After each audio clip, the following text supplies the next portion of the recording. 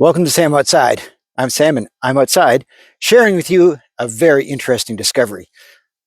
Maybe the exposure doesn't really showcase it, but I had a visitor in our forest overnight. That's right. I first noticed it early this morning, and by early I mean dark, walking the dog with a flashlight. Overcast day, but when the sun came up, didn't provide any light. So as my dog's reaction, Mr. Indiana Bones, hair went up, started tracking a scent, and sure enough, it led me to these set of tracks. These are from a lynx. Now, it does take a little bit of experience and it does take a little bit of knowledge of animal anatomy to understand how I came about to identify these tracks with some confidence. Now, we've got an established trail that we walk daily, and you can see where Mr. Indiana Bones, in his effort to track the lynx, he's a border collie, about 40 pounds. Now, so it's soft today. He struggled to make any headway, belly to the ground, 40 pounds, soft snow, almost touching the leaf litter underneath. Now, my footsteps here, all right, I'm not wearing snowshoes. I'm definitely leaving an impression. But if you look here, you can see the lynx, its tracks in the snow, staying right on top. Now, without much pressure, right, I can leave a pretty substantial print myself. Now, a Canadian lynx, despite what it looks like in terms of its size as an animal, that's very deceptive because of its adaptations. It's got long legs, longer than a typical animal we might recognize as a cat. It also is very thick. It's got really, really good insulation fur, but its feet are amazingly large for its size so that it can do exactly what I'm noticing it here doing. Its weight is being dispersed over a pad that naturally spreads, and it's got a good set of fur that comes out and helps support its weight. It's basically adapted to have snowshoes. So I own a cat and I know the shape. All right, it's got a very small pad for a heel, and its toes are very distinctly separated, and they don't come up and down, they just spread across the top. And so that's what I'm seeing here in these animal prints. As I look over, I've got a very distinct paw, all right, and it's coming out, and you can almost see the way the fur has come around. So the fact that the toe is splayed, and it is a round shape, and if we look there, I can almost see, right, how round that is. A dog's print would have more pronounced toes at the top. So that is a fairly round print in terms of what this animal is tracking. And I can see where it stayed on top of the snow, and there where there'd be a wet spot in that shallow, its weight coming down a little further. So I have a lot more experience because of the number of fox and coyote in the area, and those tracks are very, very different. So the fact that I had a lynx travel through our forest is an encouraging sign of the health of the forest. The lynx is at the top of its food chain, all right? Now, it participates in the food web by interacting with all sorts of animals that interact with all sorts of other animals. But as far as the lynx food chain is concerned, it is very specific. It'll go after basically anything that moves in terms of a prey animal, but its adaptations are very specific to the snowshoe hare. Now, the snowshoe hare is not going to be found in this type of forest. They need cover. All right, they like cover this for protection. So they're going to be found in much thicker areas.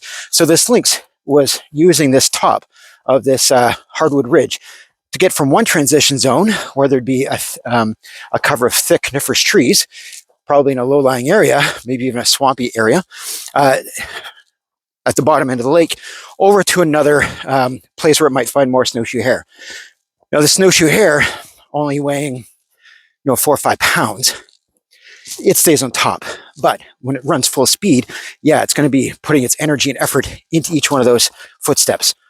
Now, the lynx, it's not a large animal, but it has that appearance because of its thick fur, longer legs, and very big feet. But it doesn't weigh a lot. All right. So as far as an animal, as far as a top predator goes, most lynx weigh anywhere between, let's call it 12 and 30 pounds. Some specimens have been recorded as heavy as 40 pounds, but on average, a male lynx will weigh about 20 to 25 pounds.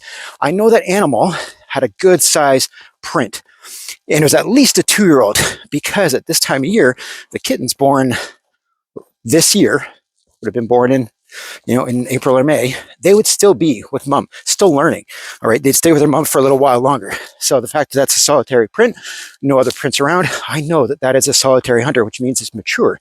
So it's at least a 2-year-old animal, which would mean, as far as the lifespan of the animal, it's full grown. So still, my dog weighing 40 pounds, that animal not putting any deep impressions. All right, it's not a large animal, but it's out here.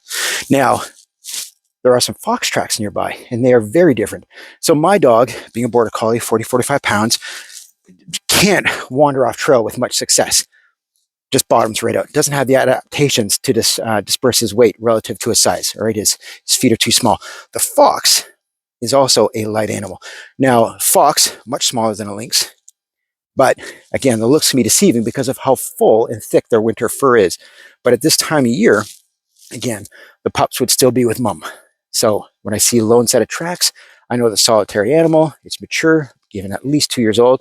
You probably have some weight to put on, but it's a little more diverse in its diet.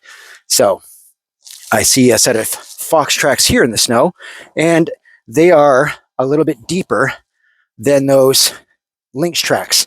But again, the size and distance between those tracks tell me that this animal is moving a little bit more. So if I'm taking a look at a series of 4 prints from there to there, this animal is, a certain size. But by looking inside the tracks, I see a different shape.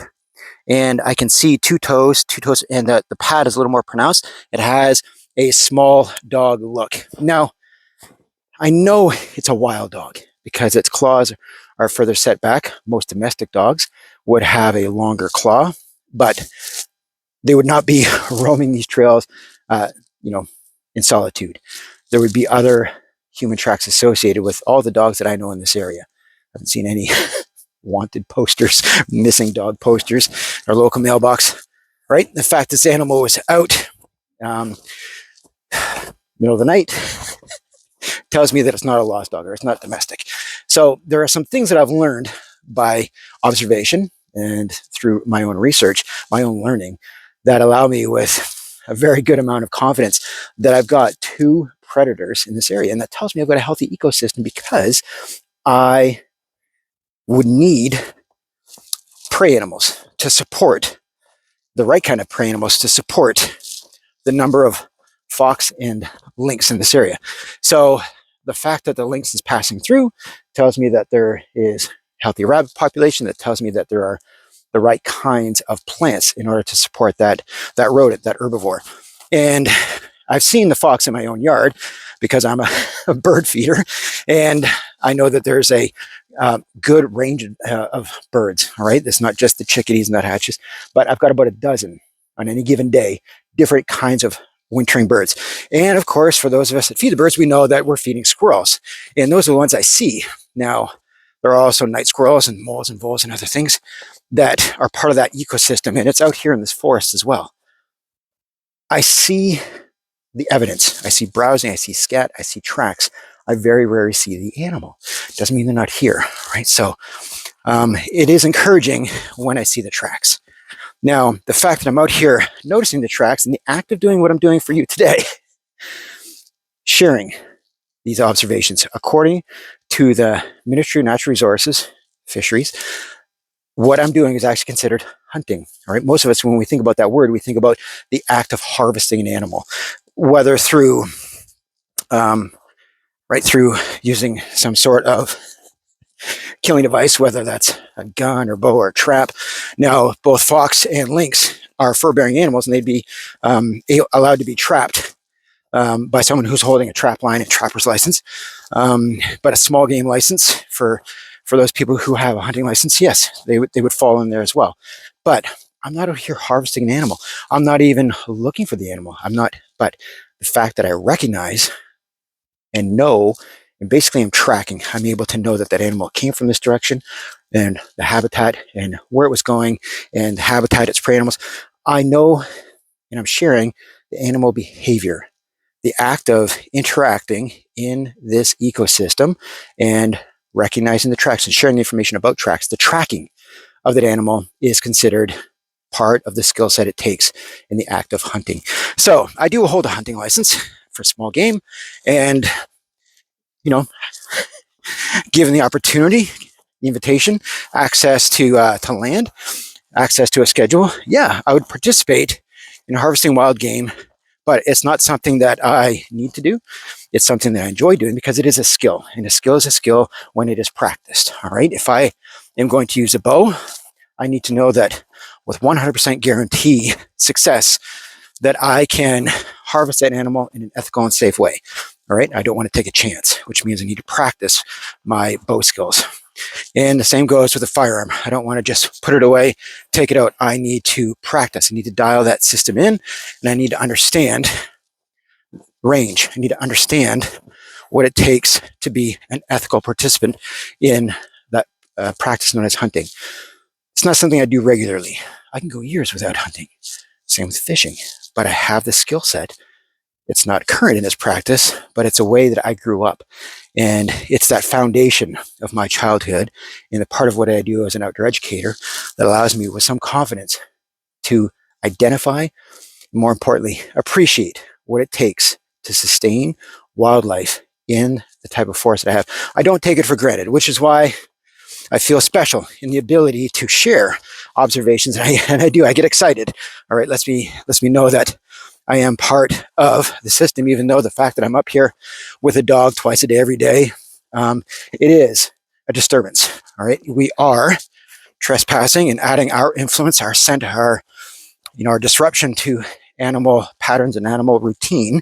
And so, yeah, just the fact of me doing what I'm doing out here, hiking, walking the dog, and filming videos, that is an intrusion on the interactions of different species and different food chains and food webs. So yes, that is by definition hunting. So I thought I would share a little bit. It gives me hope, and it continues to affirm my own skill set, but gives me an opportunity to share. Can't do it unless I go outside. So that's why I enjoy doing what I'm doing. Thank you so much for watching. I appreciate your time, your energy, your support. I'll talk to you again soon. Bye-bye.